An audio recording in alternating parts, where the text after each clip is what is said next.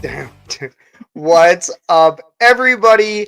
You are tuned into season 2 of the Elks Call presented by Shotgun Sports.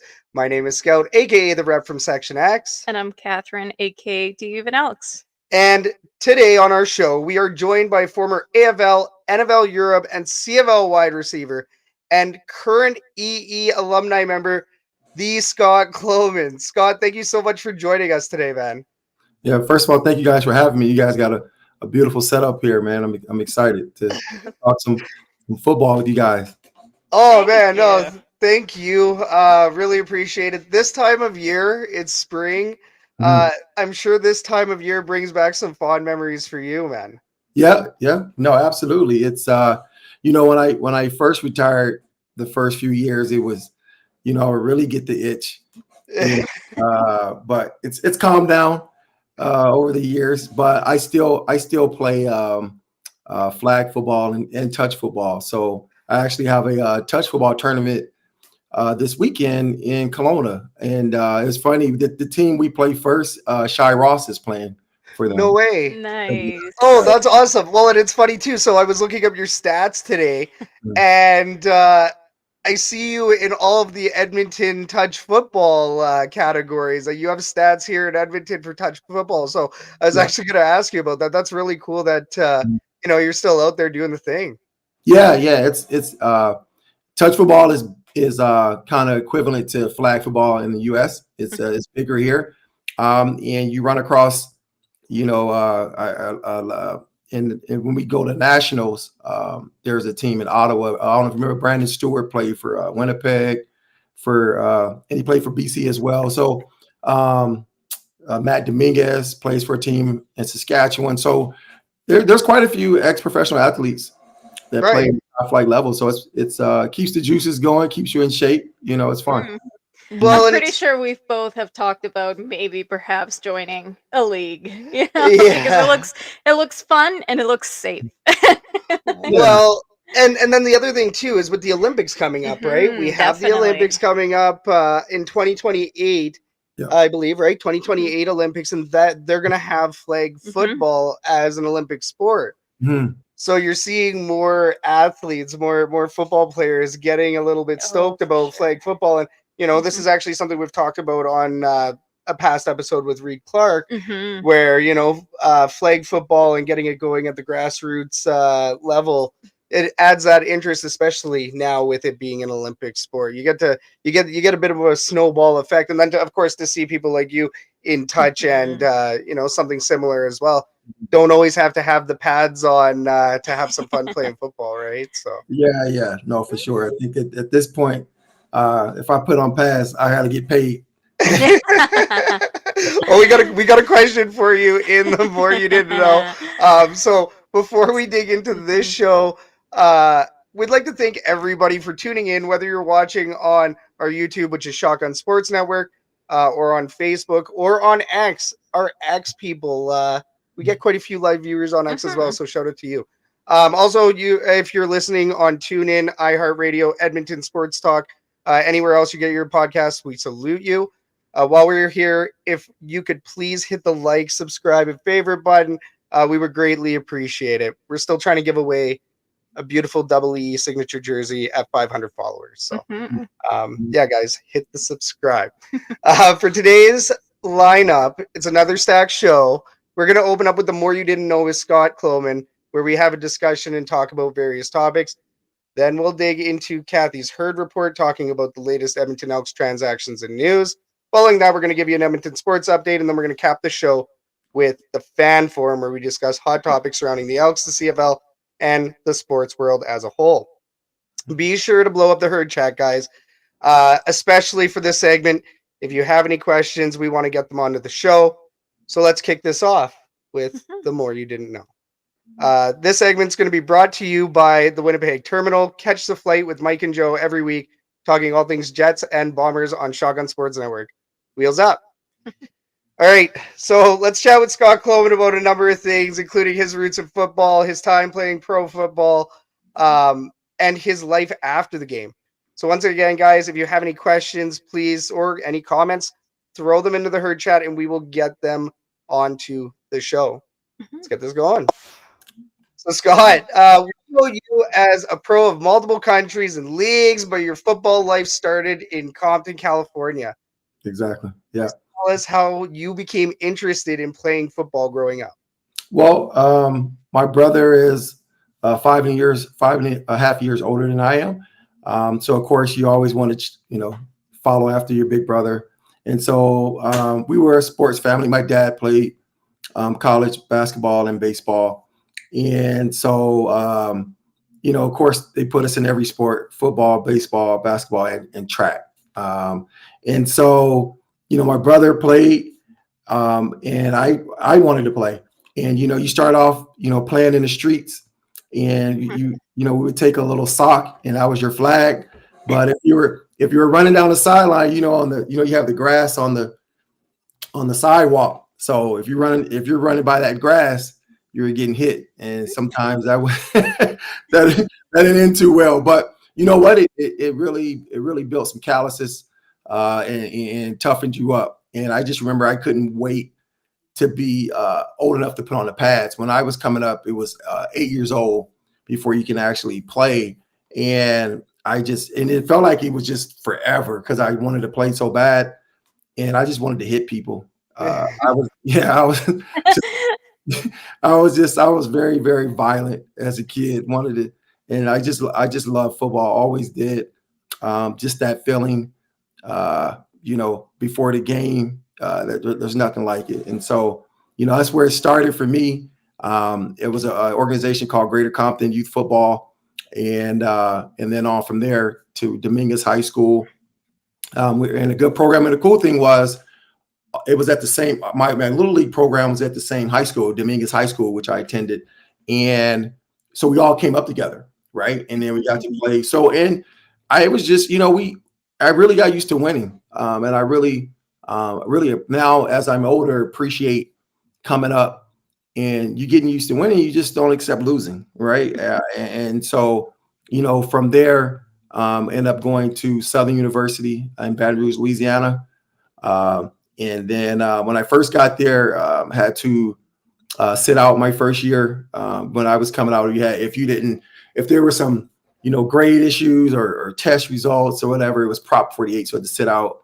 I actually played quarterback in high school, actually from 12 to high school. And then I went to college as a quarterback. And then my junior year, when I kind of decided, I was like, I may want to try to play professional football. And I was like, so I figured receiver would be my best shot. Mm-hmm. Made the transition. And the thing is, my story is pretty unique, is because I switched over. So I didn't really play my junior year much. And then I started my senior year in the slot. And I only had probably like 15 catches. Like I had I think 2 touchdowns. So I didn't really do anything. But what gave me confidence was, in the summers we would go over to LSU, which is in the same city. And I would that summer when I, really started to get the hang of playing receiver, I would do really well against their defensive backs. And I see these guys getting drafted. And so I was like, so yeah, man, I really put in a lot of work to develop. And what really drove me to play was just, on a professional level, I just wasn't, I knew I wasn't finished. I wanted to see the end product, cause I saw the growth I made in such a short time. I really wanted to see what I can blossom to. And I got my first crack at, playing arena football in Des Moines, Iowa. John Gregory, rest in peace. He coached here in the CFL. So he's the one who gave me my first contract, man. So that's how it all started for me. Well, and before that, you were drafted in 2000 to the XFL, right? Yeah. So I went to in 2000, I went to Iowa Barnstormers, and then what happened was I signed with I played a season. Sorry, 99. That's when I came out. 99. Okay, yeah. Played a season, and funny, a guy that was in training camp with us by the name of Rashawn Jackson. had played a few years in the NFL. He was a fullback from the University of Nebraska. He signed with the Chiefs, and while he's signing his contract, the scout was just asking him about arena football, just small talk. Say, you guys got any good players out there, blah, blah, and he told him about me. So that scout who he was talking to is now John Snyder, the general manager of the Seattle Seahawks. And so the guy called me. He told me to reach out to this scout. I did, sent him some film. Nothing transpired, played the season. And that spring, that January, my agent called me up and was like, hey, you want to go down to the Senior Bowl with me? We're going to go down there and network a little bit and whatnot. And, just so happened I had never stopped training. As soon as I came home, I set out, maybe kind of chilled out for a weekend. A good buddy of mine by the name of Derek Stingley, his son actually plays for the Houston Texans now, Derek Stingley Jr. He was the number 3 pick of the draft a couple years ago. So that was my training partner. And so we started training together because he had a workout with the Jets. And he was playing arena football. He's the one kind of introduced me to arena football. And then and so I called up John Snyder and said, hey, man, I'm coming down to the Senior Bowl. I want to know if you're going to be there. I just want to meet you. And he's like, if you're going to come down here, I want to work you out. So I always tell young athletes, I say, man, if you have aspirations to, doing whatever, be prepared, because you never know when the opportunity was. Because my season didn't start till, I think end of May. I'm sorry, end of April. Okay. So it's January. So that's when you just start training. Whereas I came home in August, like around August or so, September. And here again, once me and Sting started training, and we just kept going. He had signed with the Jets he was there for a month or so. Then they released him. He came back, and we kept training. So I was ready. So I had a really great workout, and I didn't think they were going to sign me though. You know what I mean? Honestly, I did. I was thinking like I'm going to work out for them, and then they'll keep an eye out on me because I was going to be the guy. And they called me, man, about 4 days later. And that was back when, we really didn't have cell phones. So they had an answer machine. And how we were bad at checking messages. I saw it blinking one day and I was like, oh, let me check my messages. And man, they had called like 5 times, like every day they were calling me. Wild. Oh. Yep. And then when I got the voicemail, I was like, I know they're not about to sign me. And I was just, I never forget that, man. I called them back, and they told me they wanted to sign me. I was like, oh wow, I was shocked. I was floored. That's really cool. Yeah, cool. Like that. I do have a side question though, because I'm really curious. Seeing that you played both quarterback and receiver position, which one is your favorite? Wide receiver. Quarterback. Yeah.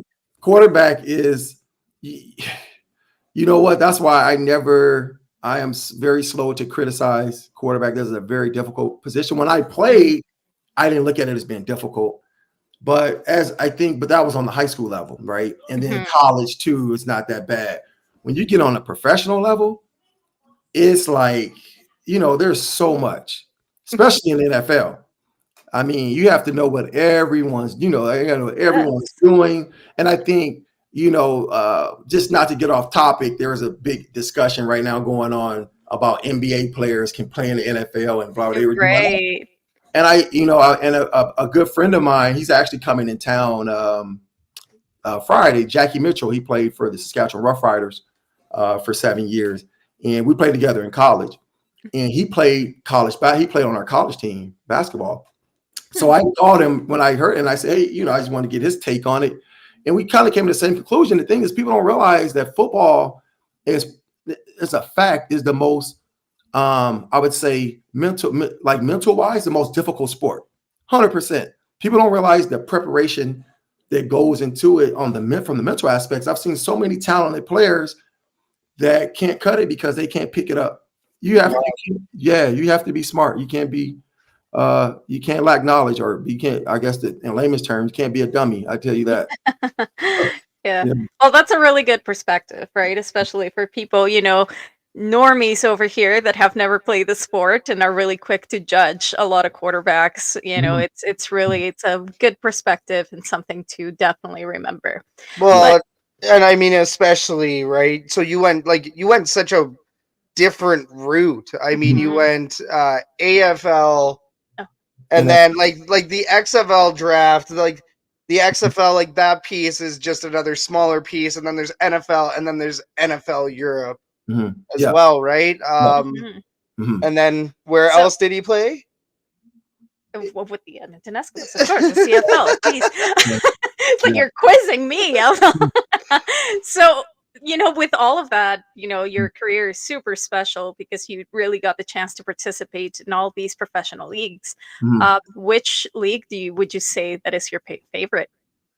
My favorite, this question comes up quite often, and my favorite was the XFL. Nice. Really? Why's Yeah. that? I think, well, a number of reasons. It was funny. I just talked to my offensive coordinator, um, Mike Kelly, about 3, 4 days ago. He was a head coach for the Bombers. He was a receiver coach here. So Mike Kelly was my offensive coordinator in XFL. And I think, so first of all, was the pay scale. I think in the NFL, I was making like, I think maybe like 350,000, and then your second year go up to like 600. Whereas, you're sitting next to another guy who's making 20 million a year, right? And so it's it's like, it's a different playing field. He's going to get special treatment. It is what it is, right? The XFL was $4,500 a week. Everybody made the same money except the quarterbacks made $1,000 more. Kickers made $1,000 less. So they were kickers with 3,500. Quarterbacks were 5,500. But if you won, you got a $2,600 win bonus. Mm. So, and we had a good team. I think we went 8-2, and so, that perspective where it was just more of a brotherhood. I felt, and a lifelong bond, just because of that. And then the other thing it was special to me because there were so many connections that were created. So I'll start off by here again. My receiver coach, a guy named Mike Jones, he played in the NFL for 7 years.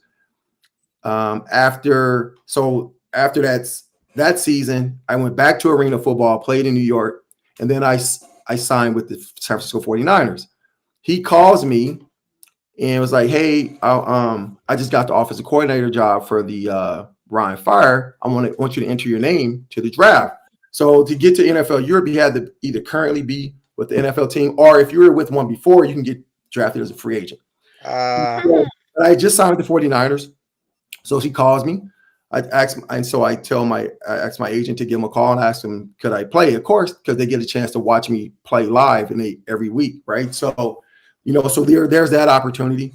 And then you look at, so now you go to, you fast forward. My roommate on the road was a guy named Louis Riddick, who works for ESPN now. Right. He was at the time when I was playing XFL, I think I was like 23. He was like 34. He was at the end of his career. And so he's the reason why I went to Washington. Right. So he was a scout for the Redskins at the time, which is now the Commanders. He told him about me, and they brought me in for a workout, and I ended up being there for a couple years. Right. And Mike Kelly was a scout on that same staff as well. Right. So you see where you're going with just the connections. And then I just forgot about this, take it a step further. After I was here for a year and a half, and then I went to Winnipeg.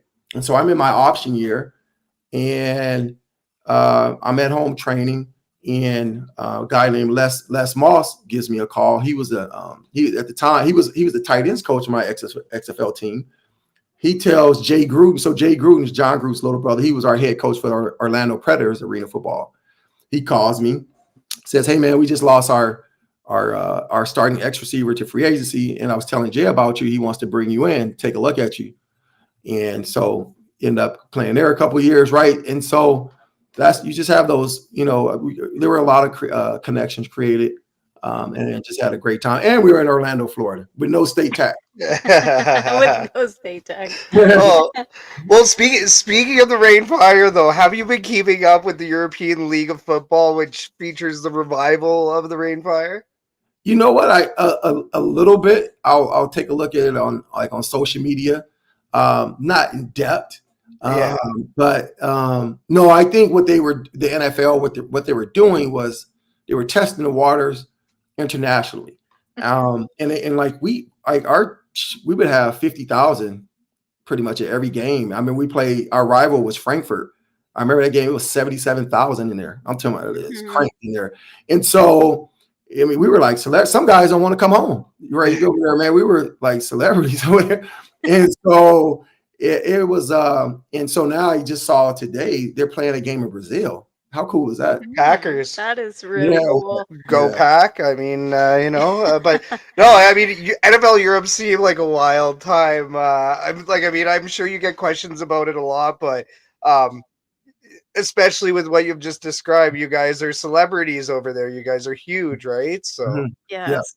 Yeah. And I mean, the whole idea of bringing the NFL or just football internationally is, I mean, that's super cool. I mean, it's an available sport, right? You don't necessarily need, of course, you need equipment, but even if you think about flag football and the way that the Olympics are doing it, really, there's a lot of countries that should be part of that, and why not make it into an international sport? So I'm really glad that they're doing a revival. That might be something to keep up with. Yeah, like they got Berlin Thunder, they got they got some new teams like Vienna Vikings, which have the same color schemes as the Minnesota Vikings. So I mean, yeah, ELF seems pretty sweet. I have a hard time paying for extra streams and doing all of that, but I have been somewhat keeping tabs. But yeah, no. So getting right back to it, we know you best as a member of the W alumni, Kathy and I. That's how we know you best. Didn't quite get to watch you, in our younger years, but many fans did. Many fans here in Edmonton did, with during your time with the then Eskimos. So, tell us about your time with the Double E, Scott. I was I'm trying to think of our head coach at the time. Tom Higgins. I can't believe I couldn't remember. But anyway. I first met him at the Senior Bowl. Actually, I was there. I think that was that same year I signed with Kansas City. I was introduced to him. No, I take it back. It was after that because he had saw me with Kansas City, and he put me on their neg list. And so, and he was like, yeah, and that's when I was introduced to him, and he was like, yeah, I know you are. I really love what you did in Kansas City, blah, blah, blah. He said, if you ever come, north of the border, you're coming to us, blah, blah. And so I was in my head, I was like, oh, I'm never coming to Canada, whatever. And, lo and behold, about, 4 years later or so, you know what? One of the things I say about Tommy, because he was a man of his word, right? And came up here, got treated well, had an excellent receiver coach in Dan McKinnon. Spent a lot of time with me outside of, after hours, getting me ready and prepared. And my first time playing, it was against Hamilton. Ed Hervey had went down. And so I was ready to go. I mean, and so it was a very professional organization, great coaching staff, a lot of great players. It was first class. And I didn't realize how historical the franchise was until we were having a team meeting. And Ed Hervey had mentioned, we had been to the playoffs. Well, the Eskimos had been to the playoffs, I think like 36 straight years. And I was like, what? Because I knew nothing about the CFL at all. So I was just like, whoa, that's huge, well, I knew, and I know I'm kind of going off track. It's funny, when I was in Kansas City in 2000, that was Warren Moon's last year playing. His locker was right next, and he would talk about Edmonton sometimes, talking about how great he was. And I did. My cousin played up here before I did, Fred Bailey, and so he played in Calgary here, Saskatchewan. So he would talk about it, but I never really paid attention. It was like I didn't ever think I was coming up here, and it was like Edmonton was definitely a first class organization. Yeah, I enjoyed it. Well, that's good. I Mm. mean, that's what you want to hear, of the city that you live in and you reside in. Well, especially Warren Moon. You kind of want Warren Especially. Moon talking up the Totally. city. That's so Yeah. cool that Yeah. he thought Edmonton was a good time. He thought of hopefully. us. Yeah. But now, present day, we see you down at Commonwealth, engaging with fans, being a grade EE community member. So, how has life been after football, and how has your relationship been with the Elks in the recent years? Yeah, it's been good. How I ended up coming back here. Came to visit my cousin and then ended up getting married. And so that's how that happened. Not married anymore. So thank God. Yeah, that's how that happened. My daughter's here though. She's 13. So of course I staying. And so I would just come to the games, and then I started getting invited to do some camps or whatnot. And I really love doing that, and start doing stuff with kids at various camps with some of the current players. And over the recent years, started doing more and more. I'm actually coaching a Pee Wee league, Pee Wee team in Sherwood Park now. I don't know how I got talked into doing it, but yeah, but 10, it's fun though. 10 and 11-year-olds. Actually, Is that Sherwood Park Rams? No, this a new flag league. Oh, flag. Okay. Flag league that they have here. So actually I just did a camp as well with the Sherwood Park Wolverines, and Jason Moss kid was with them. I was coaching him. Yeah. So he's a good athlete. He's only like 11 or 12. I'm like, but he's different. Taking after that. Yeah. No, he's a better athlete than his dad. I'm telling you. Oh, seriously, you can tell. So yeah, he's I'm looking forward to seeing him blossom. But yeah, and so like I said, now just like I said, just doing more and more, being more involved with the alumni events, and it's been exciting. The pretty cool thing, as I wrap that question up, this year, we train in Commonwealth in the indoor facility. Me and my touch football guys, and we were working out, and at the same time the Elks were working out, and so my quarterback, they didn't have anybody to throw to, so Gavin, number 85, Darrell Walker came out there. When he came back in town. Niles Morgan, he's a great player. Let me tell you. And so that was a cool thing. So I got to work out with these guys for about 2 months, and go up against these guys. Their DB Marlowe, I think he wears number 32, I believe, or 20. Yeah. So that was pretty cool to really test myself. See where I'm at. Were you doing some friendly competition? We would do we would do drills, and then we'd do one-on-ones, And so it was it's definitely cool I feel more invested now. Like I'm excited to watch them, because I've been working out with these guys for the last 2-3 months, and so I was just thoroughly impressed with these guys. Though I mean, I'm really excited to see this receiving core. I'm telling you, these guys they have a really good receiving core. They have some really good defensive backs, very athletic defensive line, and the linebackers. Niles is the best in the league for sure. I mean, this guy, like he should be in the NFL. Like, I mean, seriously. And so I'm excited to watch him play. And like I said, I'm excited, to get the chance to, me as a 47-year-old old vet, to get out there and move around with these 24, 25-year-olds. Well, if it makes you feel better, we had this conversation right before we came in the podcast, and we're explaining to our sons who we're going to have in the podcast. And Scout is like, we have a 47-year-old that looks like he could still play right now. and then there's us. Well, no, I mean, we even have it in a question here. Like, would you pull a Milt Stiegel on day one of training? I saw that. I saw Milt. Yeah. You know what? That would be fun. I absolutely would. And I would go out there and and compete well. I just did it. I asked some footage too. I'm not gonna show it. I don't want to make any of their defensive backs look bad. So yeah, no, I mean the key to for me is not to stop. I'm not gonna sit up here and say, I feel the same as I did when I was 25. That's not the case. But I do feel really good, and I continue to put in a lot of work into my body and what I eat, and I run. Actually, I'm running track for the first time this year. I ran in a couple of track meets, or in the indoor meets. So my first outdoor meets on the 30th. So sprints, though. I don't do long distance. I don't do long distance. No.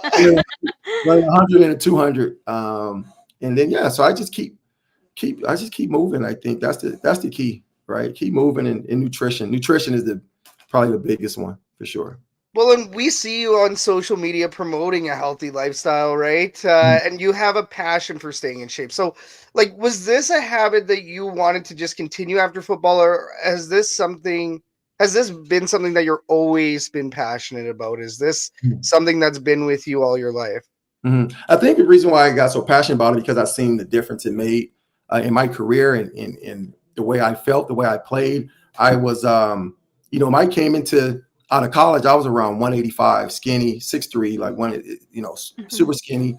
And I would wonder why, as much as hard as I trained, I would always, like in the fourth quarter, I would be, tired, like, dang, man, and when I went fast forward, long story short, 2002, when I go to San Francisco with the 49ers, I come back from NFL Europe.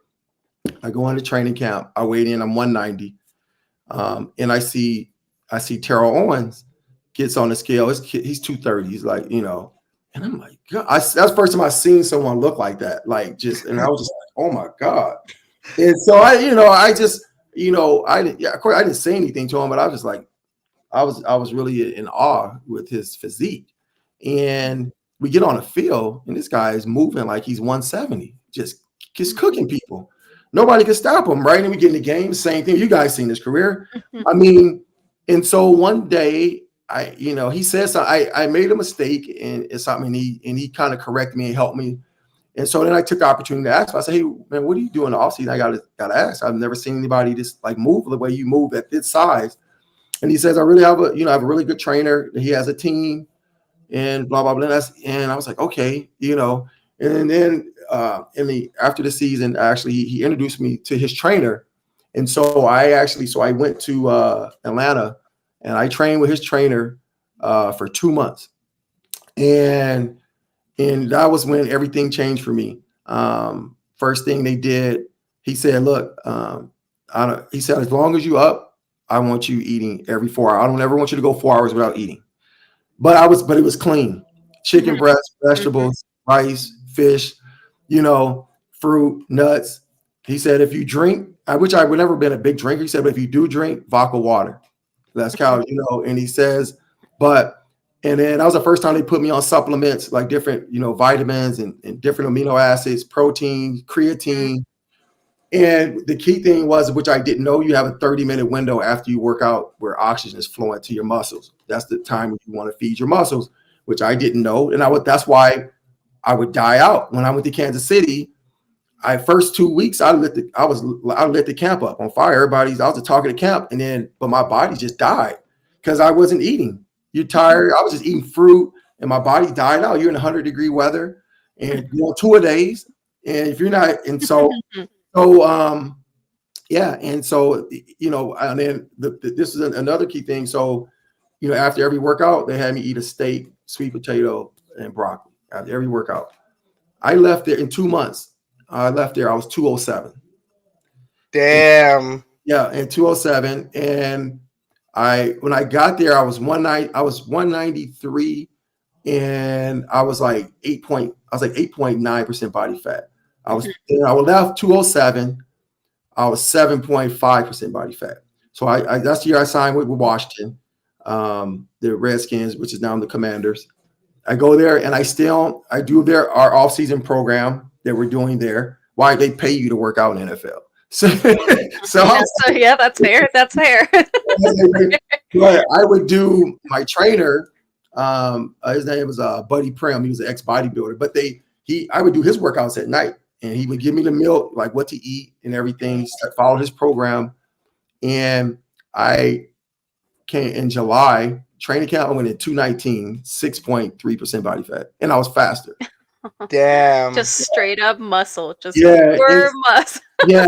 Well, now and then, but what they did was, he told me, he said right after practice, after each practice, I want you to have a turkey sandwich in the cooler with your protein shake. Mm-hmm. Eat that, drink your protein shake, then go catch your extra balls in a jug machine, then go sit in the cold tub after every practice. Because what happens is guys do all those things, then they go eat. Now it's too late. And I would tell you, and we're in 100-degree heat. Mm-hmm. I didn't die, and at the end of camp, I was 216. I only lost 3 pounds going 2 days, right? So that was a game changer for me. So I just saw what it did for me, and so that's why I'm very, very passionate about it. And I tell people, nutrition is everything. I was getting some dry needling done today, and I was talking to my guy from Movenetics, Mike. I told him, I said, you can't put regular fuel in the Ferrari. You can't, you got to treat your body I treat my body like a race car, and yes. with a race car, it has to be fine tuned, because any little thing off, right? It's and so I really take a lot of pride in that, and yeah, for sure. That's awesome. That's inspirational. That's what I was gonna say. I feel motivated. I want to go work out now. Yes, no, exactly. And I feel like putting down maybe an extra cheeseburger in a week, but yes, more protein. If there's one thing we've learned right now, just cut the first thing is cut. It's just, if you can. I mean, it's not easy. Is cut sugar, limit your bread, limit your dairy. I know it's hard to just completely stop it. So, and cut soda. I mean, stop drinking and rubbing. Those are the ones like right now. That's what I'm doing right now. I'm cutting right now. So yeah, cut those things out. That's a game changer. That's very, very inspirational. That's for sure. We see it. We wish we had a lot more motivation to definitely follow through. And you can't say life's busy either. You got to go do it, right? No, you can't. You can't. There's no excuses. No excuses. As we have the flag that everybody else probably has, no one cares, work harder, right? So I saw that actually as Manny Arsenault was working out, and he had it in the background. So of course I had to go get it. And it's right on my basement. Nobody cares. Work harder. It's funny as you guys wrap it up. So actually, it's funny you bring that up. I've been knowing Manny since he was 12 years old. He's about 10 years younger than I am. And he lives in the same hometown where my parents moved to in Louisiana, Alexandria, Louisiana. And so I'm in the barbershop. He would be in there, come playing video games, little kid, talking trash. And so one time that's where I started training at too, right, in the off season. And so I would come in and out, and then I come to the barbershop, and one of the guys was like, man, you got to see Emmanuel. That was before he became Manny. He said, yes, Emmanuel, man, he's gotten big, and he was playing college. His college career was ending. Last time I had seen him, he was in high school, and he had gotten bigger. And I said, he told me he wanted to play professional football. He was trying to, and I said, well, call him. I said, call him and tell him to come up here. And so they called him. He lived right on the corner. He came, and I said, you want to play professional football? He's like, yeah. I said, well, meet me at the high school at 12:00 tomorrow. I want to see what you. And every time I would bring it, that's at that time too. So I'm like, I had just finished playing, so I'm like 32, I think. So any time, like first time somebody would train with me, I would try to break them, and I would start off with a run a mile at a good pace for about 6.5 minutes, and then start doing drills. And he didn't have the endurance then as he has as he got older, because he turned into a workout freak. And but he had that look in his eye. He never quit. And I'll start making some calls for him. I was trying to get him into the NFL then. I called John Snyder because John Snyder actually he offered me a scouting job when he was at Green Bay. So he valued my opinion, and I told him at that time, I said, this guy at least deserves a late round draft pick, like 6th, 7th round, or free agent at the time. And it was funny. I was in Vegas and I ran into Roy Shivers and started talking to Roy because they were doing a camp when he was with BC. And he says, "Oh man, we just signed a kid out of the SWAC because he played in the same conference in my school." And he said, "Man, you are." So I was like, "Oh no!" I was like, you know what? I told Danny Machocha about him. Cool. I told him about him, and they didn't listen. And he was like, "Oh, okay." I told him, and I told Mike Kelly was the head coach of Winnipeg at the time, and he offered me a scouting job. And I said, Mike, because Mike said, "Well, I want to work him out." I said, "Mike, you don't have to work him out. I'm telling you, this kid is legit." I said, "Right now, he's about the same level as I am when I was peaking. He's going to be better than me. I'm telling you, sign him." And like a week later, BC signed him. Oh my Wild. goodness. Well, eventually that was our win. So, in the very end, In the yes, very we end. did indeed. And he's actually here in Edmonton right now. Yeah, he So- did the other day. Told me he was coming in to guest coach a little bit. Yeah. Yeah, Right. exactly. Well, Mhm. Scott, before we let you go, we just have one last question. You have a podcast called Dreams with your co-host Jackie Mitchell. Can you Tell me, tell us a little bit more about the show and where we can find it? Well, we're just getting it together. Jackie is coming in town actually this Friday. So we have our banners. We have our he's kind of spearheading because he's done a podcast before. I haven't. So he's kind of spearheading, the logistics of everything. So when he gets in town Friday, we're gonna get together and kind of put everything. We're probably looking to launch definitely within the month. And obviously we created a social media page so far. Nothing major on Instagram and Facebook, and we'll try to expand. We would just have such great conversations when we talk, and that's what. And what kind of inspired me actually was watching Ocho Cinco and Shannon Sharp, just their stories. And because every time we would talk, we would have similar stories. And I never thought it. I was like, man, that would be pretty cool. And I was thinking, like, who would I pair? Who would be? And I was trying to think, and he's the only one that I would want to do it with. We played college football together. We grinded. We trained together. We played against each other up here. We had the same agent, and so we're, that's my brother. And so, I'm definitely looking forward to doing that with him, and I'll keep you guys posted. Yes. As we get going. Oh Please yeah, do. no, yeah, we definitely we'd love to stay in the loop because we'll definitely give you some reposts, try to share it up, give you some promo because Frig, anytime you start up a podcast, it is a huge deal. And you had mentioned Jackie Mitchell earlier. You guys got to have fantastic stories, especially if we got a couple tonight. We know that there's like hundreds more out of you too. So no, that'd be fantastic. But we won't keep you much longer. Scott, will we be seeing you at Fan Day or the alumni dinner or the signing, any of that? The Fan Day, which is the 18th, that's this upcoming weekend, correct? Yes. I have my touch football tournament where I gotta go I gotta go beat up on Shy Ross in his first game one. I'm gonna do a lot of posts this time, so you guys will see. And so unfortunately, I won't be, but I am doing I think it's a camp on the 30th, something on the 30th. Okay. We're doing, and then I will be at all the alumni dinners. There's a wine fest.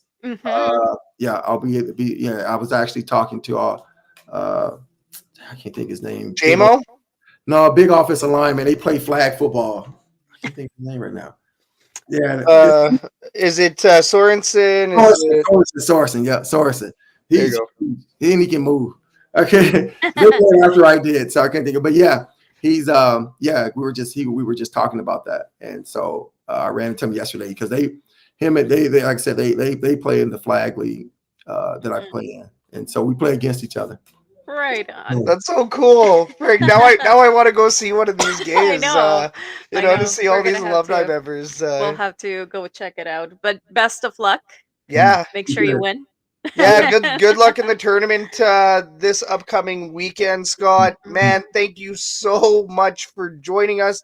Is there anywhere fans can find you, or anywhere on social media that you want to share? Yeah, on Instagram, Scotty J81, SCOTTY 81. Obviously on Facebook, Scott Cloman, Scotty J81 on TikTok as well. But mostly on Instagram is where I kind of mostly interact. And yeah, I'll be posting lots in my stories on this tournament is called Mayball. It's this thing's been going on well over 30 years for sure. It's a big tournament. Wow. It's you get it's a big turnout. Probably total at least probably 40 teams from across the country. Oh wow. The last 2 years, Toronto has won it. Actually, they have an Elks alumni on their team, Anthony Barrett. Okay, Yeah, he can run. He can still run. He'll be there too. He's playing.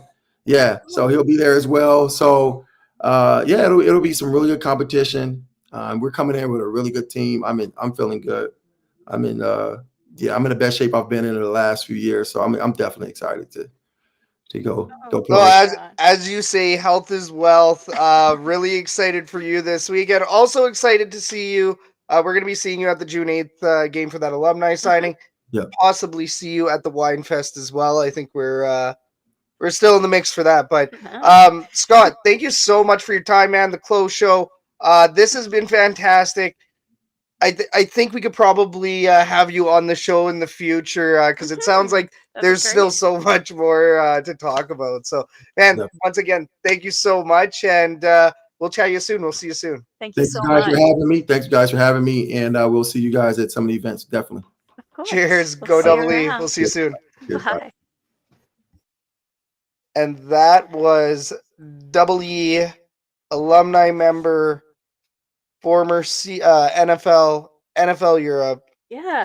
You know what? That's why I love having alumni here in our show. Just the stories. So many stories, so many cool stories, just things that you didn't, Well, exactly. A little bit perspective that you weren't thinking about. Well, it's cool too, like even doing some of the research, right? Even when you're just trying to dig around for stats. Like Scott Cloman has a jersey, one of his game-worn, game-issued jerseys is right now on sale. Kansas City Chiefs. Oh, that's cool. For $450. Oh wow. So Scott Cloman, man, like it's the close show. Yeah. So yeah, once again, Scott Cloman, big shout out to you for joining the show tonight. This was a fantastic convo. We still have another half of show to go. So a big shout out to everybody that is watching or listening right now. You're tuned into the Elks Call with the Elks Herd on Shotgun Sports Network. So next up, we have Kathy's Herd Report, where Kathy brings you the latest list, the latest Elks news and transactions. The Herd Report is brought to you by Off the Reins podcast, not the Rain Fire. No. Off the Reins podcast, which is the Birmingham Stallions podcast on Shotgun Sports Network. Ryan Messer has you covered as the Birmingham Stallions go for an undefeated season. It's not just a three-peat anymore. It is an undefeated season. What did you say, 7-0? They're 7-0, I believe, right now. Find OTR every week on Shotgun Sports Network. Giddy up. And yes, John Kirby, you did just miss Scotty Cloman. Once again, big shout out to Scotty Cloman for being on the show. Kathy, what's that Herd Report? Yeah, now it's my turn, and I am just right before I go into this boring segment, because there's a big giant list that I'm going to be reading out to you. I'm just going to do a little bit of coughing. Just give me 1 second. There you go. I needed to get that out. I was holding that for the whole time that we were talking to Scott. It happens.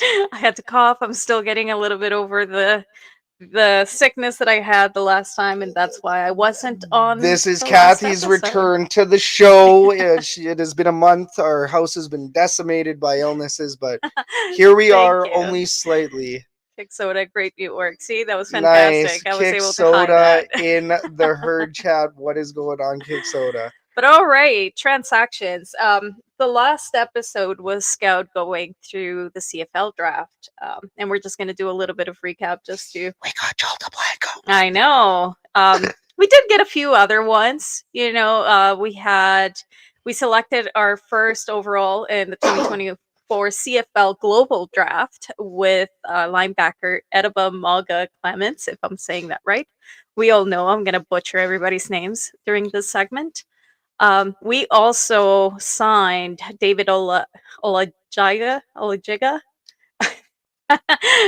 who was selected 10th overall again in the global draft. Which, just to make a note Mhm. here, Olajiga is signed with the LA Rams right now. Oh, So he is somebody worth waiting for. But anyways.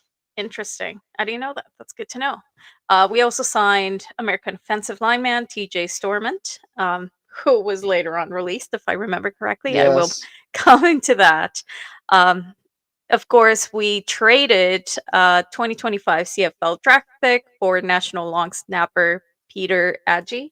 Yeah. If I'm saying that right.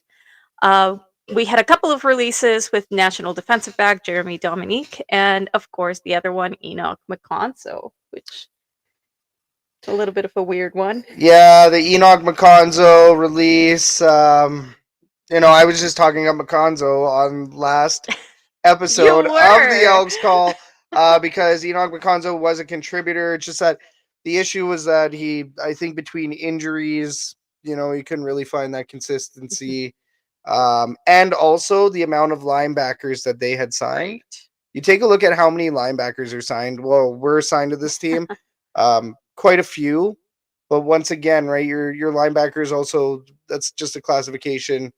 They can kind of move around in spots as well. So yeah, and we knew training camp was going to be a little cutthroat too, right? There were a lot of people that were going there with the sake of making a name for themselves, and they were going to put everything on the line. So we definitely were expecting a lot of cuts, and well, there had to be a lot of cuts. It was just who was going to get cut. But I mean, the honorable mention of that whole thing is, of course, the signing of national linebacker Joel DeBlanco. So that's exciting. yeah, DeBlanco, Oh. tomato. But yeah, no, Joel DeBlanco, he is already turning up in training camp. We're gonna get to that. We're gonna talk about that in just a minute. Mhm. But And of course, you guys know that during rookie camp, teams have to reduce their rosters to 85 players by May 11th, and then further trim it down to 75 players by May 14th. which they So just did that cut. They just did. Bear with me as I go through this list, just so that you guys are aware of the names that have been released in the past few days. On May 11th, we had American linebacker Markale Benton that was released, national wide receiver Hunter Brown, American quarterback Caleb Ilibai, or Levy, I'm not sure, American defensive back Jalen Green, wide receiver, American as well, Charles Heaton, American running back Brian Harrion, American offensive lineman Lendell Hudson II, American defensive back Cale Jackson Jr., American quarterback Obadiah Jones, American defensive lineman Asur Kamara, American defensive lineman Trayvon Mason, American wide receiver Tawny Tate, and American linebacker Chris Whittaker. If I'm saying that right. So that's That's just May 11th. They definitely trimmed that roster, that's for sure. Well, and this is as we talk about on the show before, as we've talked about on the show. Jobbers, you have jobbers come in. A lot of these guys looking for that opportunity, and this is unfortunately, if you are not a shining star, especially as a jobber, this is what you see. Well, and this is what you're expecting on training camp once again, right? Yeah. May 12th, we had national linebacker Wesley Aplon that was released, national defensive lineman Cole Nelson, and 3 others were placed on the suspended list. On to the May 13th. on to the 13th, we had a couple of signings actually. National kicker Vincent Blanchard. Well, in Blanchard, it's really interesting because now that makes 4 kickers. Right. And we were talking about that, right? I mean, when it comes to the kicking position or even the punter, Well, you can't have too many. Well, you can. Yeah, you can. Like, you're going to have potentially one on a practice roster, but then you have a kicker and a punter. Mhm. So if we have 4, somebody's out. Remind me, do we have a punter right now? Or we have a kicker punter? Well, we have Jake Julian Yes. at punt, Jake Yeah. Julian. And then we have Dean Faithful at kick. Right. And then now we have Boris Beatty, Mm-hmm. who is a CFL veteran. Yep. So he's signed to basically take a job. And now we have a 4th one signed. Okay. So are we wasting a practice roster spot on a kicker? Are we going to, this is where I'm going with that. So anyways, I'll let you continue. Well, it's good to have conversation in between. But on May 14th, they continued to trim the roster, of course. American defensive lineman Keyshawn Camp was released. American wide receiver Danny Davis. American defensive lineman Amik Egbule. American defensive back Donovan Olumba. American offensive lineman TJ Stormont, who I just talked about, that they did a recent sign up. National offensive lineman Evan Ansiu.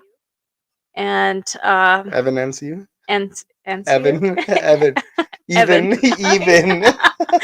That's a lot of reading, okay? But he was placed on the retire list. Yeah. So, I mean, yeah. What do you think of that? Which one was the biggest shocker? Well, I think based on experience, experience not only with the team but other leagues, just overall experience, Donovan Olumba getting cut is one of the biggest shockers. And the reason for that is because he had been with the team for a while. He once again had another chance. But when you look at training camp, it's not so shocking. Yeah. So his training camp this year, it wasn't that great. There's already guys that are not only 1 but 2 miles ahead of him. You can't just keep a guy around just because you like him. What else is he contributing to the team? He didn't necessarily play many games with the Elks. Yeah. But his experience on paper, it said that Donovan Olumba should be an impactful player. Yeah. Unfortunately, not quite the case. And then it's competitive. Well, yeah, and then you also have Keyshawn Camp, former USFL Birmingham Stallion, I believe. Like how former? Last year. Okay. So they won a championship. Keyshawn Camp. I don't know how many games he started. I don't have those fine stats. He came from another pro team. Could this be an example of, once again, CFL being a more competitive team than, let's say, the USFL? Hey, I like to make that parallel in comparison, but the reality is that it's also really hard to compare the two when we're talking 3 down to 4 down. Can't chirp USFL for having what do you call it? Like a minor league league in comparison to the NFL. That's kind of where I'm going with that. Yeah, whereas with the CFL, it's a different sport in a way. Yeah. And they don't have a lot of time to prepare. And even if they do, there's a difference between learning the rules and thinking that you know them and actually doing them and performing. Well, as we've seen. Who did we see last year? Yeah. I know. Well, we've seen Sims, do that. Taking that stupid knee. Yeah. So it's, you see these things happen, and that's just inexperience. It's not like we're calling. No, but it's what happened was stupid, unfortunately. Well, how many times did we say, is that really Sims' fault? Or should he have had more training, a little bit more coaching, a little bit more time to really grasp the CFL rules. Yeah. So I'm also not surprised that somebody that is coming from what you say a minor league in the US would not necessarily compete against others that know what they're doing, essentially. The Elks Call season 1, we covered that. Yes. Just saying. But you did go to see some of the training camp. I wasn't there, but you definitely took the time to make sure that you were checking it out. Who would you say were the notable performers? Yeah, so luckily I have gotten to catch the opening day of training camp, which was really, really good. Caught an hour here and there recently. My notable performers, McLeod Bethel Thompson is one of them. McLeod Bethel Thompson has looked pretty darn good in training camp.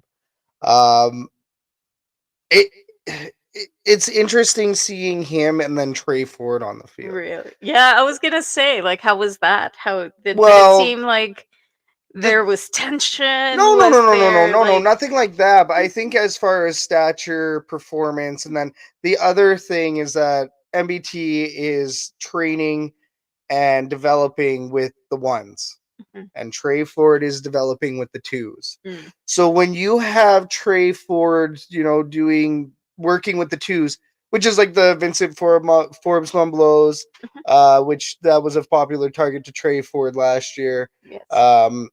It's a couple of the other guys. When you see those plays developing, and you see how MBT just does things a little bit more stature.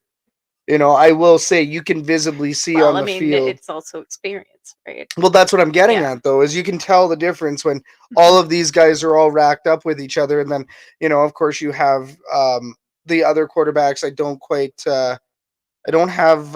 I wish I would have brought down the sheet. Oh, we did have sheet. Yeah, we did Oh, have wow. sheets, yes, with all the roster list. But with all the other quarterbacks, we know Daggy. Mhm. He's working, probably with a couple jobbers and the 3 team or whatever. Mhm. But Trey Ford to MBT looks like the Yeah. performer in this scenario, like the top performer. Well, and we've heard a few times now that, some of the players are really impressed by the level of leadership that MBT seems to display. Quite a few times this week we've heard from Mhm. the likes of and this is all on the Edmonton Elks YouTube, Mhm. but Jamin Pelly Mhm. talking about how excited he is. There's a couple other people that were talking about how excited they Totally. are that McLeod Bethel Thompson, what he brings to the team. It's that elite Mhm. stature. He brings something else. He's a leader of men, as we've talked about on the Mhm. show before. So, really cool, really, really cool. And then Curly Gittens Jr., KGJ, he's been looking really good. Mhm. What I'd really like to talk about is Kimdichi. Well, on that, I'm surprised that he showed up because people were saying that he wasn't going to show up because Right. of his knee. Was it knee? It was He just his came out of surgery. a surgery, yes, Mhm. and there was some doubt that he was actually going to be healthy for the home opener. Mhm. I think that's why when Hergy Mayala came in, uh, just saw the comment in the herd chat, but no, when Hergy Mayala came in, he was supposed to be replacing Curly Gittens Jr. through that Mhm. time. Doesn't look that way. Yeah. So looks like KGJ is going to be playing potentially for the home opener. And he's out there and he's looking good. He's That's doing good. everything right That's now. good. It's not like he's in a no contact jersey from what Right. I've seen, right? So He's not being too cautious. He was out there. he's out there. I Yeah. mean, probably taking it a little bit easy. They're not Of going to push course. I him, mean, right? But yeah. but getting back to Kemdichi, this guy has he's been getting a couple fights in camp. This guy is fired up. He came in. We're talking about an NFL veteran, and he came in and had to go through rookie camp. Mhm. He's feeling rejuvenated. He's feeling good out there, and to the point where he's kind of running over his teammates. And you can once again go to the Edmonton Elks medias, go check out their stuff on YouTube, Facebook, wherever. But yeah, I mean he's been fired up. He's got to dial it back just a little bit, I think, to mesh properly. But Right. he also said coming in that one of his biggest goals is coming in and meshing with everybody. Mhm. So, yeah, I mean, he's going to be a professional. We want him to do that to the other team. We want this guy to terrorize the other team. Mhm. Outside of that D line, Like keep it to the other team, not yeah, your exactly. Yeah, team. yeah, not the white shirts. Um, outside of that, our D line's not looking the greatest. Right. Javon Leake has been looking really good along with Kyron Moore. Mhm. Those guys, I don't know who's going to get the return job. You'd think it's going to be Javon Leake because Kyron Moore was supposed to be filling that last year, and then Mhm. now we have a specialist. So nice to see those two guys doing their thing. And then Kai Gray saw an interception or two the other day. So Kai Gray's looking really, really good out there as well. So those are my, off the top of my head, those are my top performers. Yeah, we got to bring up that kick soda comment in the herd chat.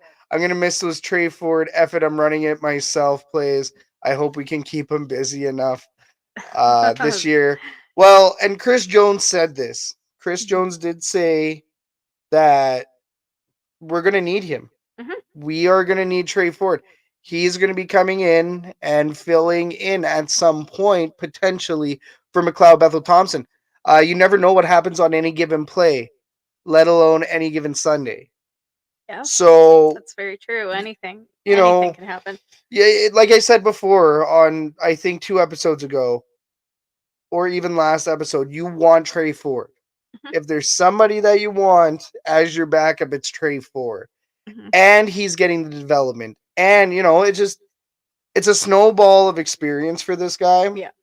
Once again, Chris Jones was talking about it today in the presser. Uh, Like, you know what I was thinking? That maybe even if you bring Trey forward as that Hail Mary, yeah.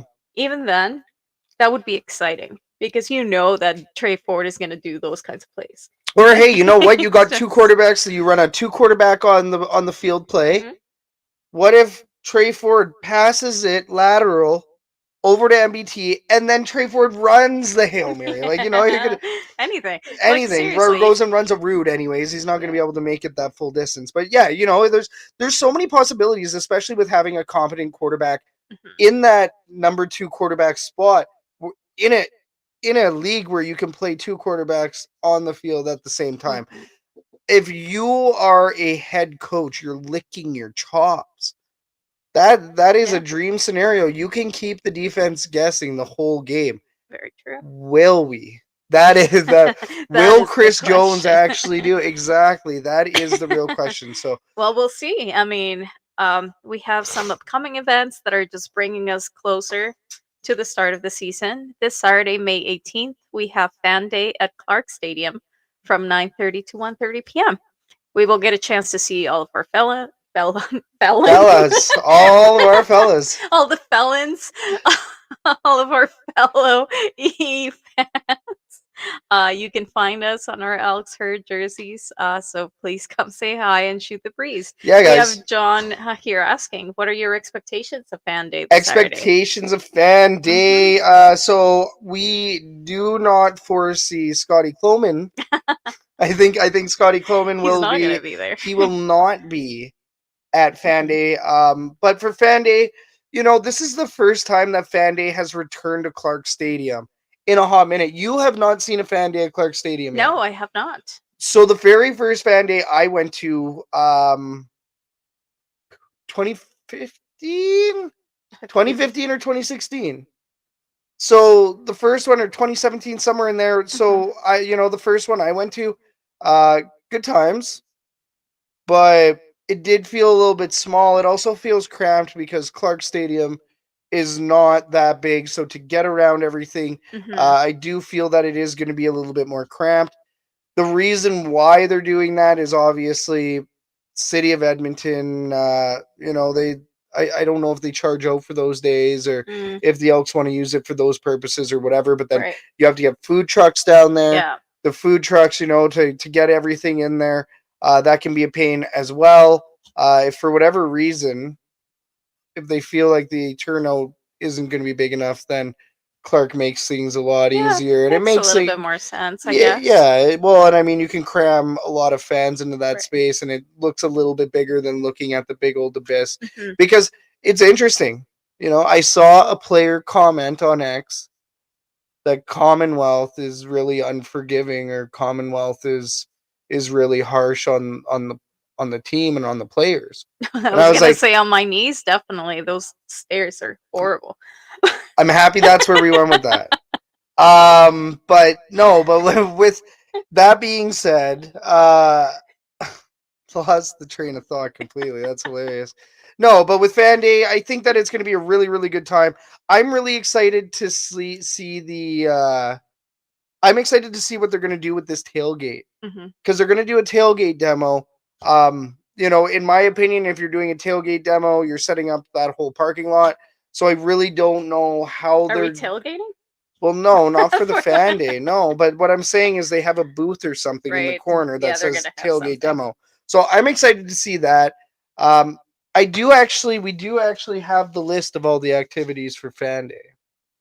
somewhere. They are readily available. Oh, I'm gonna grab he's it. gonna. I'm gonna grab it. While you're doing that, on May 25th, we will be tailgating, watching football in Commonwealth Stadium for the first preseason game of the season. So that's coming up here super quick.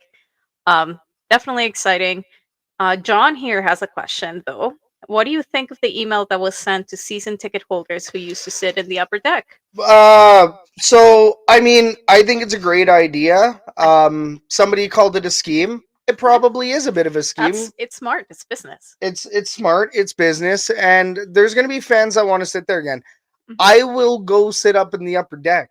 I don't like. I will go. Hey, maybe I'll even go buy a seat up there at the very top, just for a Just to do quarter, it. Just to do just to it. feel it again.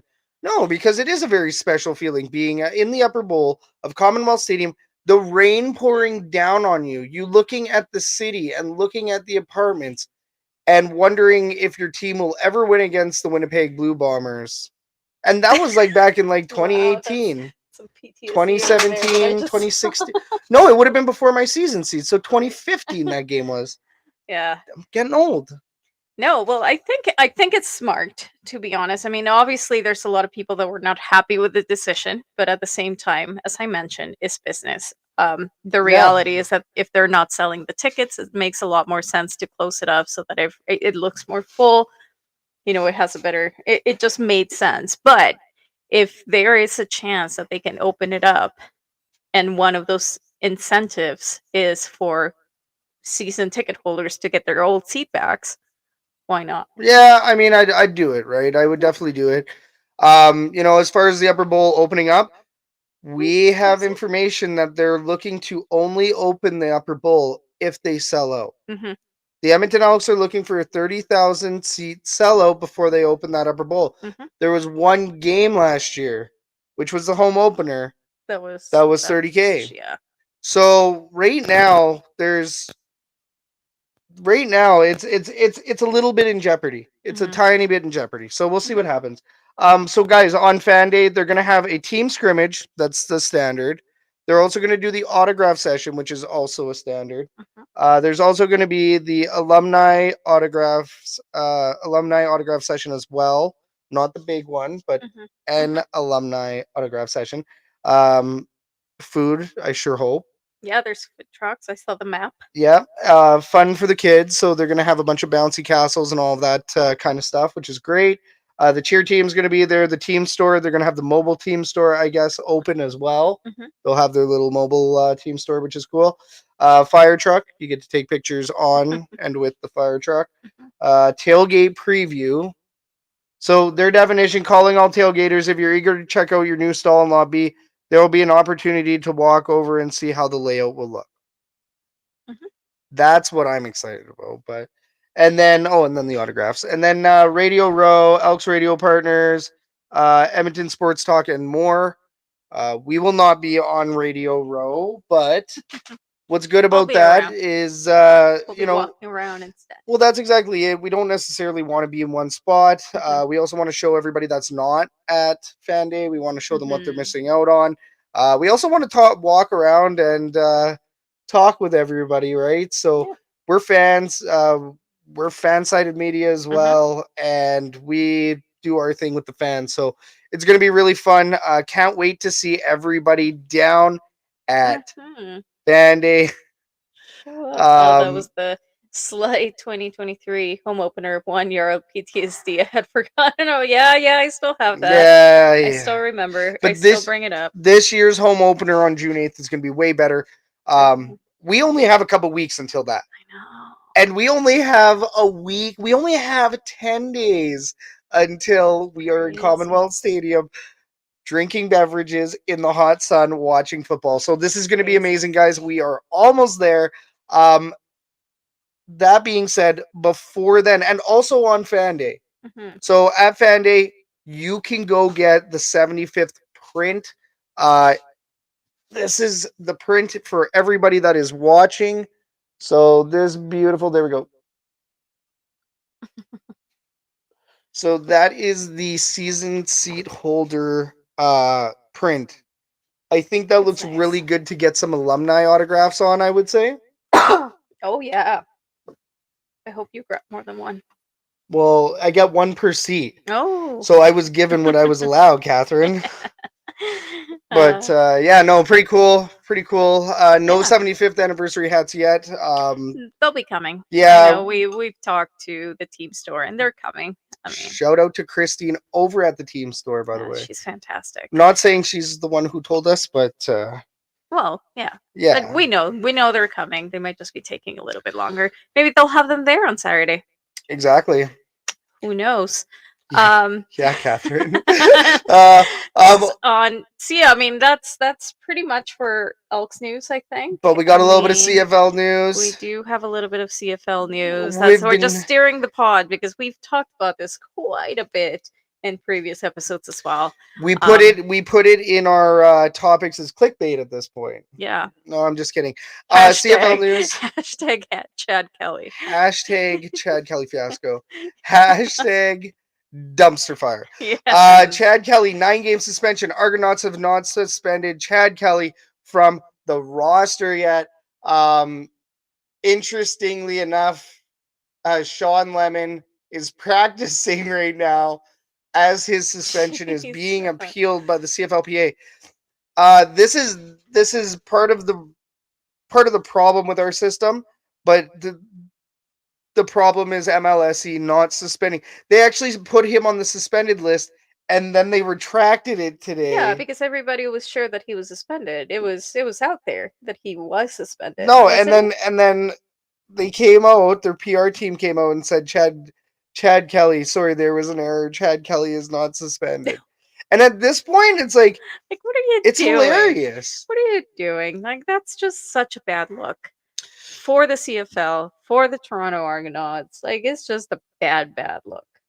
It's gross. I think what we'll do is we'll more than likely talk about this next. Oh no, we're more than likely we're talking to our friend Rick about being on the show, so we might not be able to dig into this for a little bit. At this point, we all know it's a dumpster fire. At this point, we all know it's just the fans have spoken on X. Yeah. About, and CFL fans from everywhere. Let's get back to focusing on Edmonton. Yeah. Because we got some chat in the herd chat. We do have a question. Do you think Joel DeBlanco, yes, he will be there. Yeah. So yeah, I mean, he's gonna be out on the field. Definitely rip down, go get that autograph. He's from everything we've seen, he's a great guy. It'll be interesting too to see which alumni members are even just at Fan Day. Right. I'm gonna predict a Jed Roberts. Yeah. I hope Jed is there. Definitely want to shoot the breeze with that guy. Definitely. Yeah, no, so very, very exciting. Once again, guys, swing on down. I want to say number 50 there, John. Joel DeBlanco is number 50, I want to say. Sure, though. So, but let's move on to our Edmonton Sports Update. Today's Sports Update is brought to you by Herdy's. Did you know that you can have breakfast for lunch? It's called brunch, and Herdy's has you covered. swing on by stall number 182 on May 25th for some smoked breakfast sausage hot dogs at 11 a.m. May 25th, 2024. Herdies, we smoke the meats. Come eat our meat. You said it, not me. The Edmonton Oilers have made round 2 a best of 3 series against Vancouver. Thursday night, the Oil visits the Canucks. And then Saturday will be a stressful hockey night in Canada. Let's go, Oilers! On May 13th, 2023, a stalwart of the wrestling community tested all of his abilities and capabilities for the sake of charity. Michael Richard Blaze wrestled for 8 consecutive hours and raised over $10,000 for the Children's Stollery. You can see Michael Richard Blaze and all the Clandestine Wrestling Society trainers and trainees on May 30th and May 31st at the Rec Room South Edmonton Common. If you cannot make it this month, they take over the Rec Room every last Thursday and Friday of the month. In junior lacrosse, tonight the Edmonton Senior Miners take on the Fort Saskatchewan Senior Lacrosse. Senior lacrosse. Senior lacrosse. The Senior Miners are 1-0. The National Lacrosse League's Mike Triolo of the Saskatchewan Rush leads the club with 5 points. Cam McLeod, the NLL's Panther City Lacrosse Club goalie, manned the net in the club's opener. Home opening weekend for the Senior Miners is Saturday, May 25th at 8:30 p.m. and Sunday, May 26th at 4 p.m. Both the Junior and Senior Miners play out of the Bill Hunter Arena. And our good friends at Edmonton Sports Talk have picked up some live local sports on their airwaves. Catch Riverhawks and Stinger games live now on Edmonton Sports Talk starting this season. For more on the Edmonton sports scene, check out Len's weekly sports articles on shotgunsportsnetwork.ca. We're the Elks Herd. You're up to date. I mean, EST getting the Riverhawks and Stingers games. Yeah, that's pretty cool. I will say I may have planted a seed there when they were first opening up shop. We want to hear Stingers games sometimes. Mm-hmm. We want to hear Riverhawks games. So, we threw in that suggestion way earlier on. It's great to see them do it. And, if anybody was going to do it, it was EST, not those staticky radio guys, But, guys, little note. We want to thank you for supporting our network by clicking our affiliated links. This is a big affiliates section here. But we're a self-funded media company at Shotgun Sports Network, which means we are not owned by any betting companies or any nefarious partnerships, as you may have found elsewhere. There's some weird deals out there, but yes. We started this company from the ground up to support our fellow sports fans and even our favorite teams, such as the Edmonton Elks. So we see you guys clicking these links and purchasing through our affiliates, and we greatly thank you for supporting the network. The affiliates that we choose, we're very, very selective because we want to buy these products. We want to use these, or we have bought them, and we're like, "Yo, can we make a deal here? Can we sell your stuff?" Flat out, guys. First one, Royal Retros. Shotgun Sports. Code Shotgun Sports. All caps, no spaces.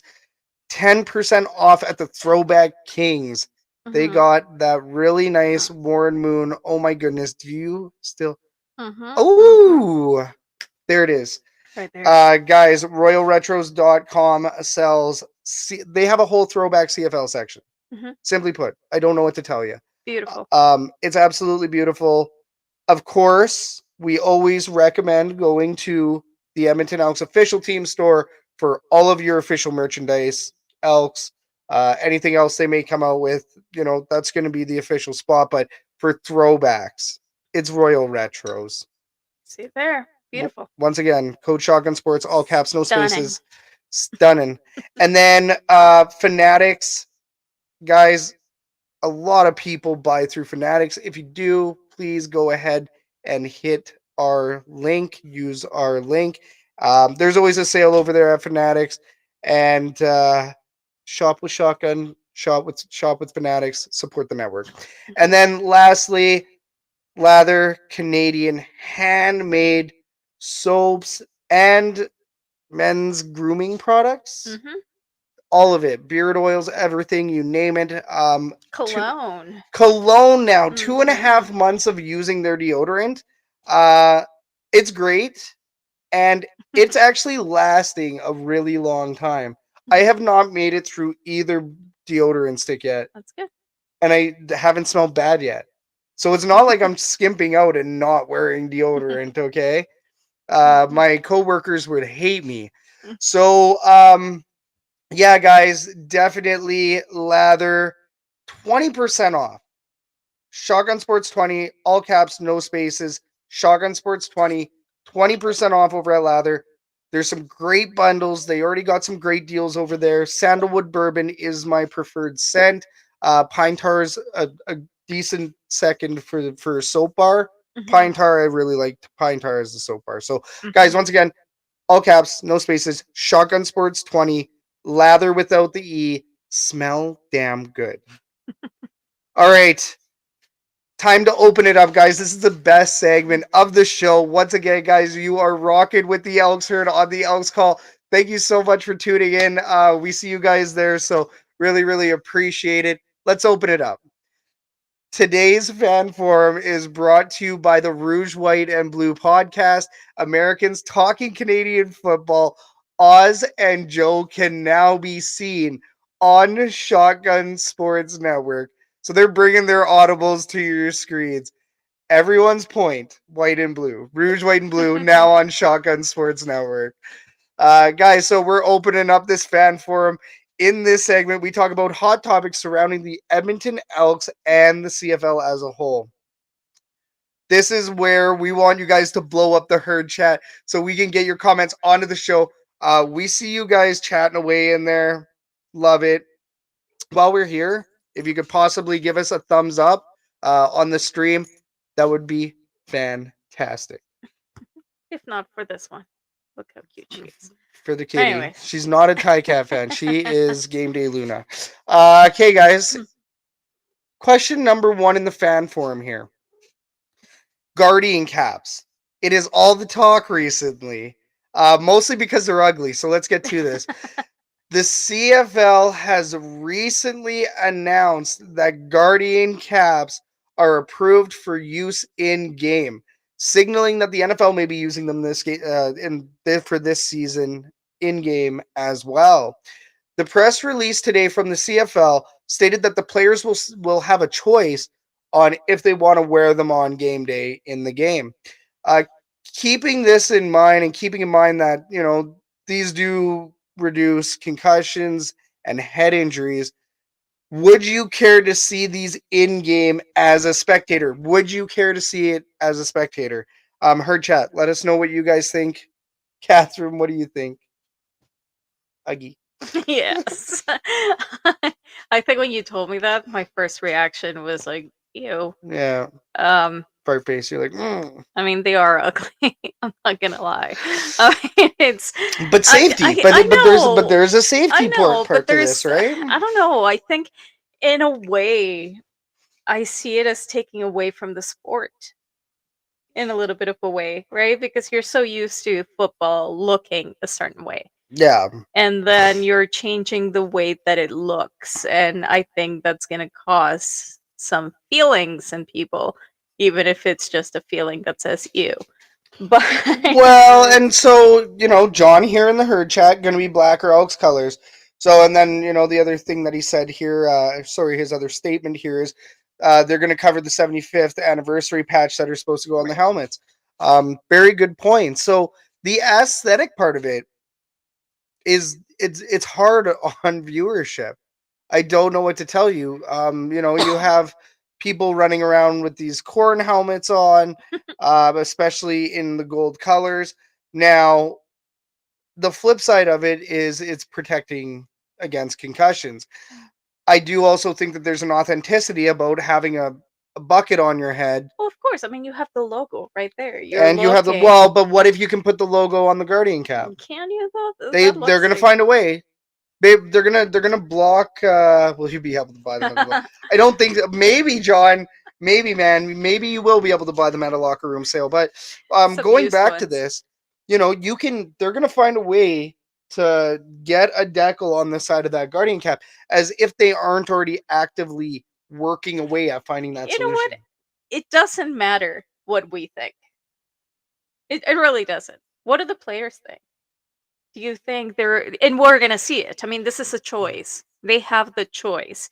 If we see a lot of players out there wearing them, then clearly they are concerned about their safety and they think that there should be an alternative, and we're going to see them a lot more. Well, If they're right not that now, concerned, we're not going to see them. yeah, but yeah, exactly, right. And you are right. I think the other piece to this too, though, is training camps, Mhm. practices Yeah. versus game. 100%. So you're going to be out there on the field for X amount of time.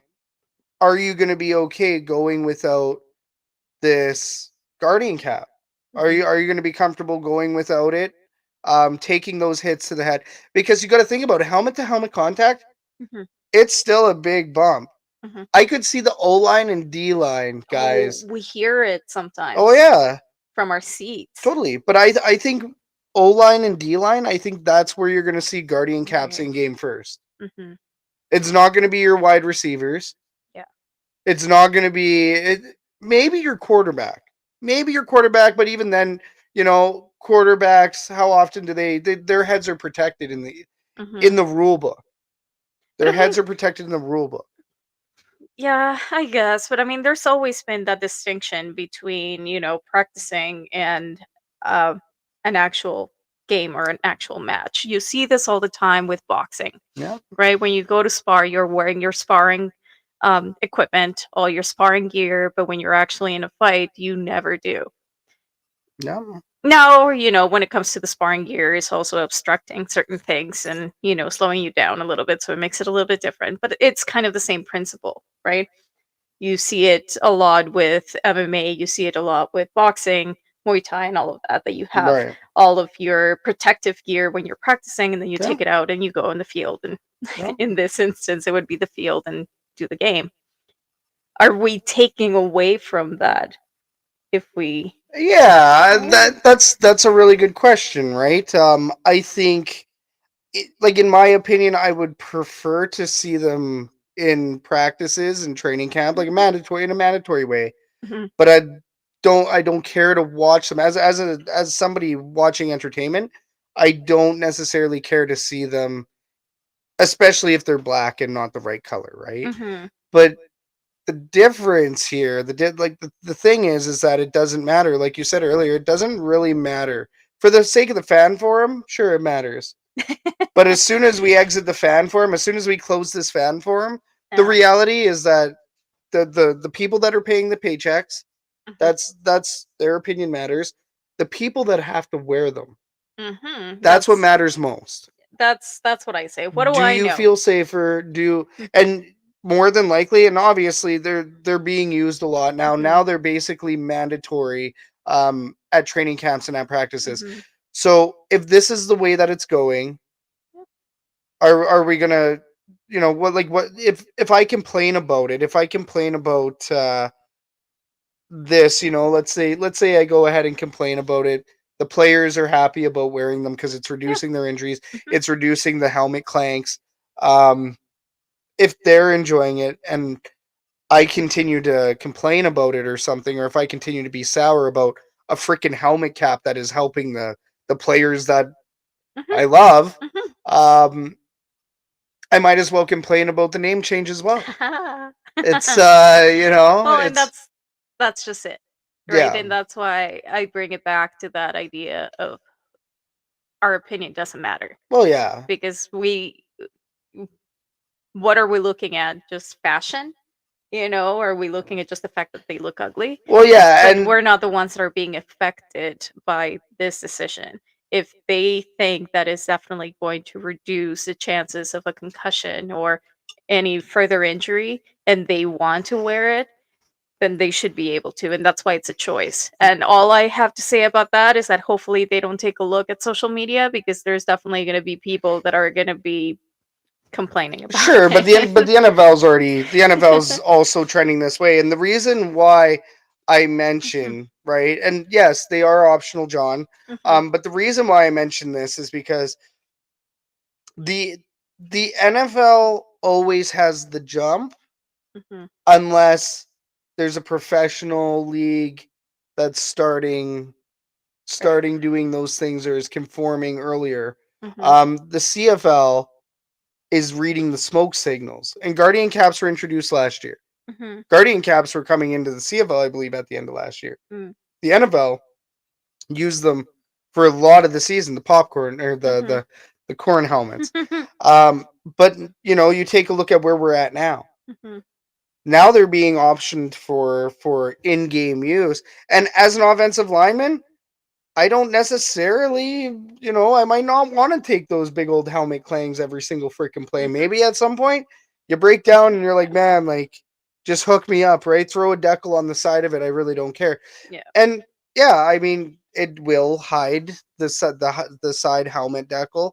That's a little bit frustrating, but I mean, chances are not everybody's going to be wearing oh them. no, I they're think gonna, that'd be really but they're weird. also gonna paint the logo on them so that you can see the Probably. logo from, they'll figure out a way for that. So, Yeah.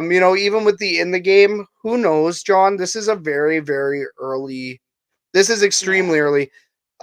If one or two or five players on the field are wearing the the Guardian cap, and you're missing the logo off of a couple players, Yeah. they're we're going to be able to see it You'll elsewhere, be right? okay. And the 75th logo, I know that you're talking about the in the game with all the names on it. Um, to be realistic, you can't see the names from where you're You're not sitting going in to the be able seats. to see the whole thing. No, and then the 75th logo is plastered on the field, and already seen that. It looks beautiful down there at midfield. So, the 75th logo is going to be in our faces A lot.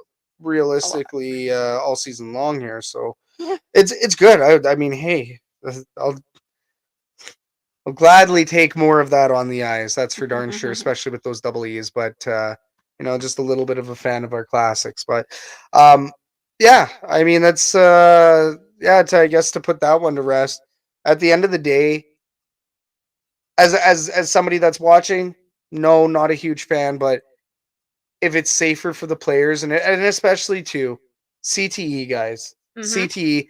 This Mhm. is a big reason why we're being very cautious about where we put our boys in football, Mhm. and you know, it, we don't want our boys to develop CTE, and we don't want to see that kind of future for our boys as well, right? Mhm. So when you see Guardian Caps come out and you see safer alternatives, if the stats prove it, and if it's Mhm. a good significant, it doesn't Yeah. matter. Any percentage of improvement is improvement when it comes to Yep. head trauma and those kind of injuries, and For really any sure. injury, but head trauma. You see some of the stuff that does to people and how it disrupts families and lives, and it's CTE is just something that we want to avoid in general. So if Guardian Caps Definitely. does that, I'll take it, and that's John said it. Guardian caps look ugly, but safety comes first. For sure. And safety. If you work in Alberta, safety is so freaking important in this province. Between the between oil rigs, and all the way down to restaurants, right? We have a heightened awareness of safety. So, cool that the CFL is doing that. Like we said, right? They're a little bit ugly, but it is what it is. Kick soda in the herd chat before we move on to our last fan form question and question of the night. Selfish question for me, as I might not get out there this weekend to ask it in person. What ended up being your favorite of the AI CFL training camp vids? Red Blacks one blew up the most. The Tie Cat song. I actually showed it to people at my work. People thought I was crazy. They're like, "What the heck are you doing? Like, why are you listening to this?" And I'm like, man, for an AI song, this is a banger. That Tycat song, yes, I really hope that somebody covers it. The Arkells did not respond to our understandably so. It is a little bit out of their genre. They're more of like a Sonic 102.9 versus the Bear or anything like that. But Yeah, no, the Ticats one was really, really good. I'd say the Elks came second.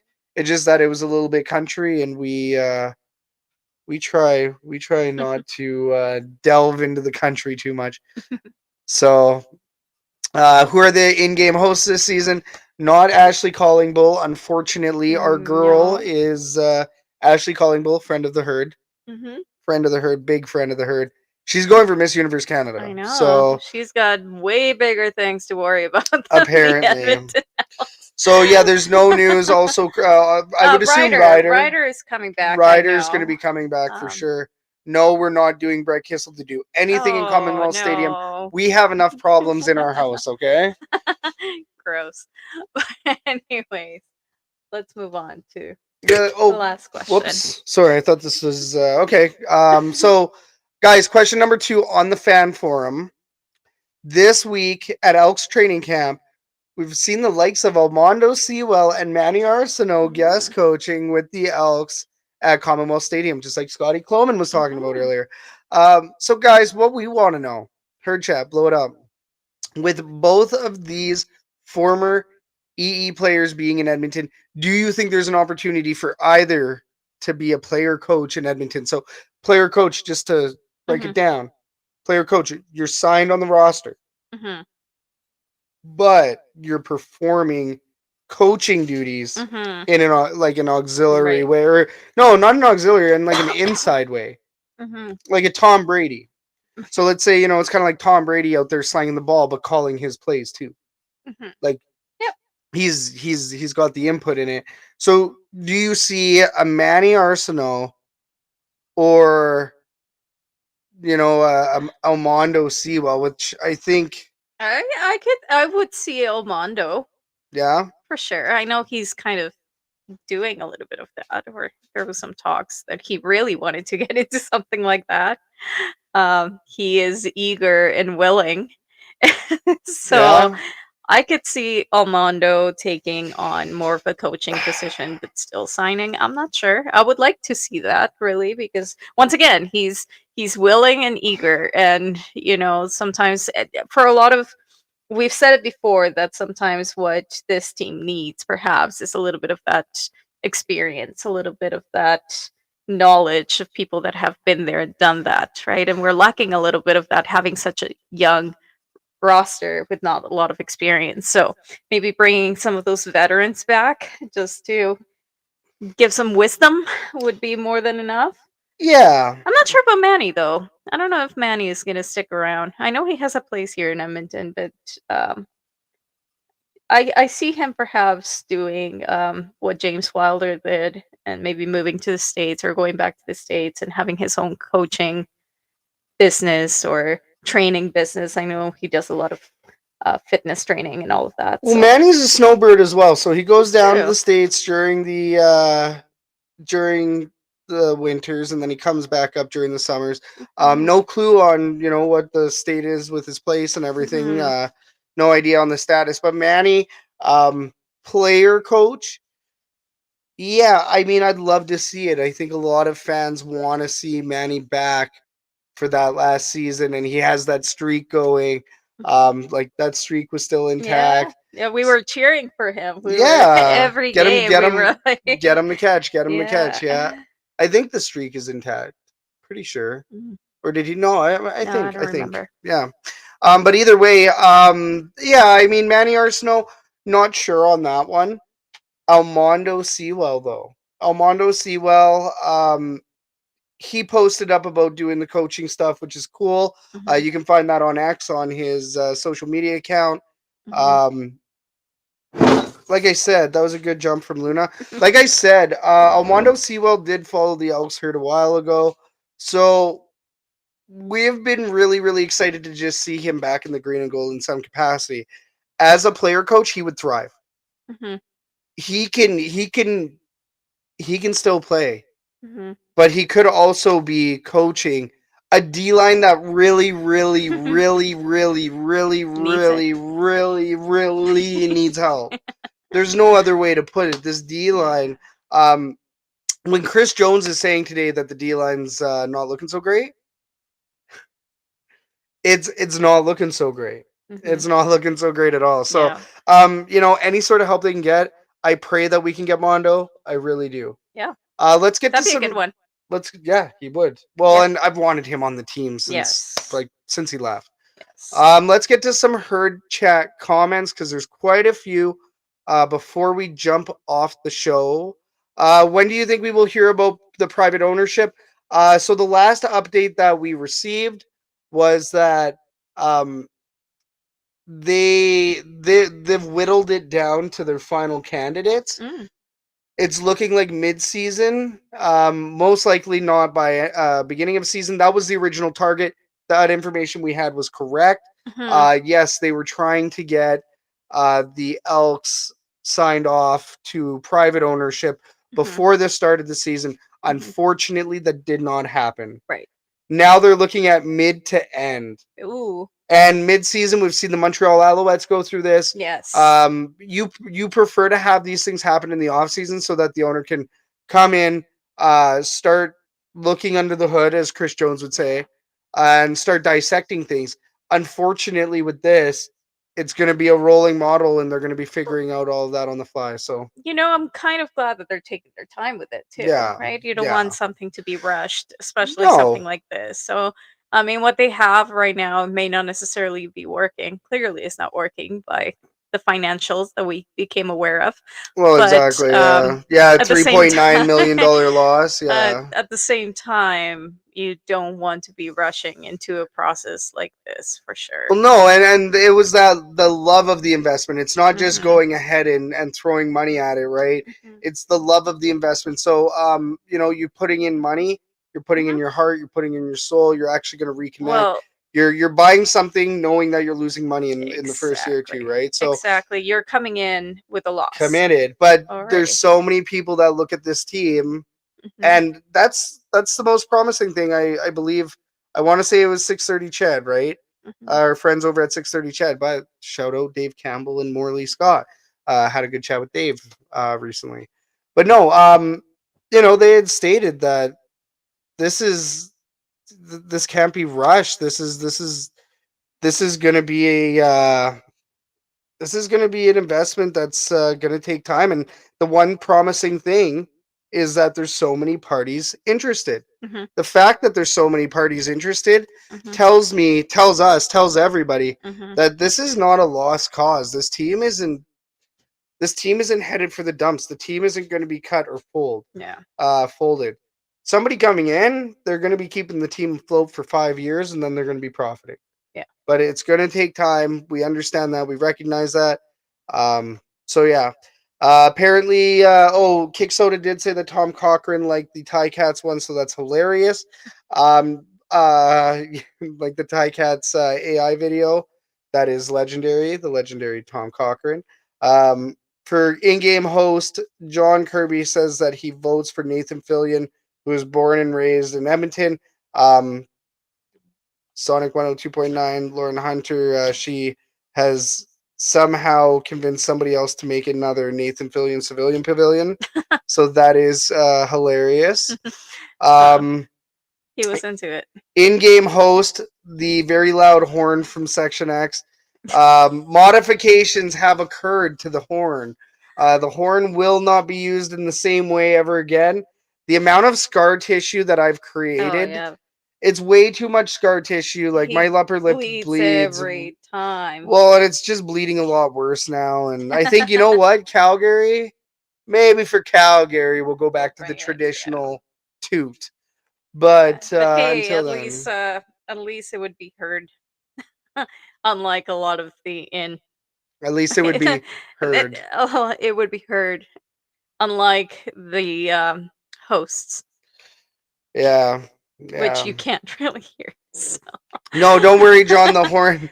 Yeah. I know. So I think it's the speaker system, and then like just somebody not turning the right dial, and then the echo. And yeah, guys, this is probably a great time to jump off. And yes, John Kirby, there will be a horn.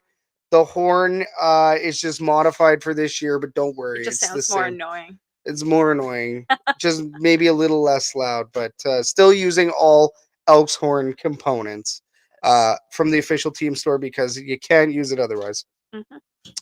All right, guys. We're gonna close the fan forum first of all. Mhm. Shout out to you in the herd chat tonight, guys. Uh, fantastic herd chat. You guys are great. Fantastic Thank show. Scotty Cloman, the Clo Show. That conversation was amazing. I feel like we need to probably turn a couple more pages on that book because, Mhm. yeah, I mean, We'll definitely be tuning in to his podcast yeah, once it goes Dreams. live. The Dreams podcast is going to be coming up. So once again, guys, check it out. Scotty Cloman and Jackie Mitchell on the Dreams podcast. Also, you can see Scott Cloman at the alumni dinner, the alumni wine fest. The alumni dinner, the alumni Mhm. wine fest, Yeah. and then the alumni signing at Commonwealth Stadium on June 8th. So if you want to see him again, you'll see him then. Um, Guys, fantastic show. We want to thank you, the viewer, for tuning in to the Elks Call tonight, whether you're watching on YouTube, X, Facebook, or listening on TuneIn, iHeartRadio, Edmonton Sports Talk, or your favorite podcatcher. Um, Everybody, once again, my name is Scout, aka the Rep from Section X. And I'm Catherine, aka Do You Even Elks? We are the Elks Herd. This was the Elks Call. We're going to see you all on the next episode. Cheers, everybody. Have a good night.